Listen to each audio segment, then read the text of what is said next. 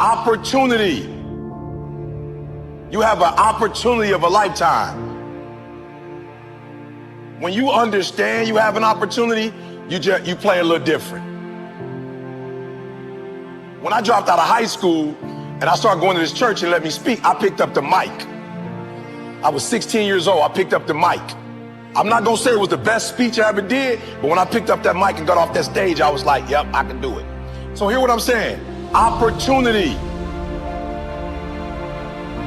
I got an opportunity, you got an opportunity. So here's the deal, when you have an opportunity, why would you give 80%? Why would you give 80%, 70%? Why wouldn't you always give 120%? It's sports, it's basketball. Why wouldn't you give 120%? You can't dictate if the ball gonna always go in. You can't dictate what kind of game you're gonna have. You can't dictate how your body is gonna respond to moving around. But you can dictate your what? You can dictate your good. You can dictate your, you can always give 120% effort. And every day I want you to wake up and not just go, I'm sweet like that. I want you to go, I'm not just going with skills. There's a one type of dude who feel like because he's gifted that it's just an automatic road for him. Let me tell y'all something. You are gifted, but you better humble yourself. You gotta understand that pride comes before a fall. You may get it, but right now what? Oh, I can't hear y'all. You may get it, but right now what?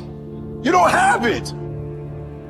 That's not what gets you in the league. Not what you were born with. You got skill and you got will. You got skill and you got will. Two total different things. You were born with certain things, but to get to the next level, and not just get to the next level, to stay at the next level, you gotta have will. So when you play, you have to compete. I'm a high school dropout. My daddy wasn't in my life. But I found out I had a gift, then I found out your gift shall make room for you. And I'm like, you mean to tell me if I perfect this, I can eat and my kids can eat and my kids' kids can eat? From today on, you play whatever your best game is, you play that level every single time.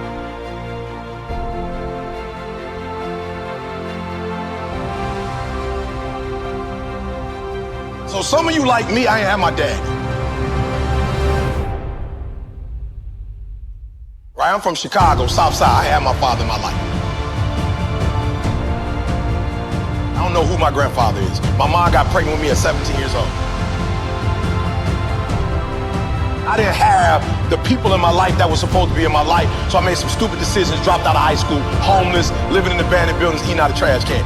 I promise you, if a speaker came, I was like some of y'all, wasn't saying nothing. But guess what happened? Guess what happened? Yup, one day I got a why. I got married, I had a son, and everything changed for me. That's why I'm asking you, who do you love? So when people ask me, E.T., why you get up at 3 o'clock in the morning? Why you putting videos up every day at 3 o'clock in the morning on Instagram? Number one, because I want to be the best that ever done it. Like, I honor my craft. I want Dr. Martin Luther King to look at me and go, that's it, kid. I want Malcolm X to look at me and go, that's it, kid. Just like you got the Hall of Fame in basketball, I want to be the Hall of Fame in speaking.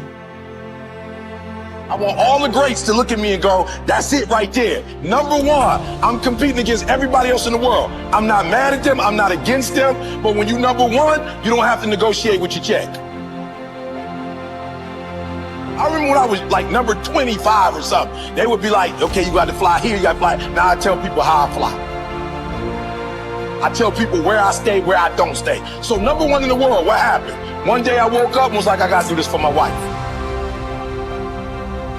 Like, I don't know what happened, but she called me like, yo, E, I'm lost. I'm like, what you mean we lost? We live in lands, can't be lost. She's like, I'm lost, I got a brain fog. Took her to the hospital, found out she had MS.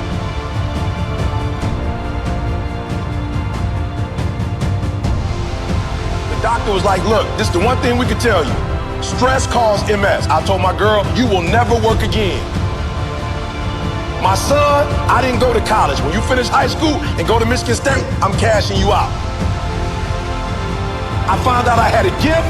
I started thinking about what my mom need, what my sisters need, and a lot of y'all, you selfish, flat out. How many of you in this room? Some of y'all, you good. You don't make it to the league, you tight work. That ain't all y'all. How many of y'all, your mama really need you to go to the league? Let me see your hand. Hands down, I'm gonna say it again. How many of y'all need to move your mama out that neighborhood and y'all need to put your mama in another neighborhood and the league is how you gonna get there? Let me see your hand. So what I'm trying to tell you is, while you playing, it might be some cats in the league who really are going or who do come from privilege and you like thinking you them. I promise you, I ain't stupid. I ain't Tony Robbins. I don't come from where he come from. I don't come from where Kiyosaki come from. I don't come from where Zig came from. My mama barely finished Dunbar. I'm from the south side of Chicago. I ain't had no safety net. You acting like if you don't make it to the NBA, you got like some second opportunity that's gonna pay you $100 million.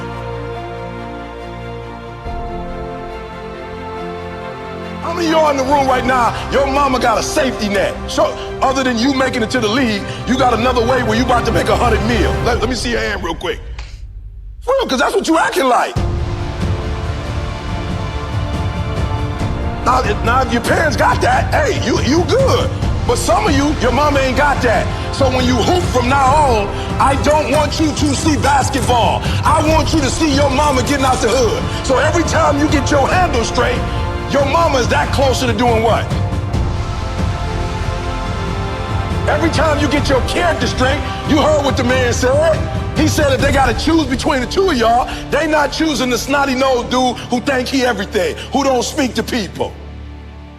You know, when they always pick me, I always ask, why y'all pick me and not the other speakers? They say, because you easiest to work with. Because when you come, you don't talk down to nobody. You clean up behind yourself. He just said, I'm a grown man. They say you clean up behind yourself. You don't cause problems, E. Number one, this is not about basketball. This is about who? Yourself and then who? Your family. So the days you don't feel like working out, it's easy. How do you get motivated? How you get pumped up? You think about mama and that feeling on draft day. And which one is more important? You get some rest or mama coming to the draft? I'm just being real. Which one is more important? So somebody locking you down, you trying to score, they locking you down. Like in your mind, you gotta go, uh-oh, this ain't just about me getting locked down. This is about mama not having what? This mama not having what? Food.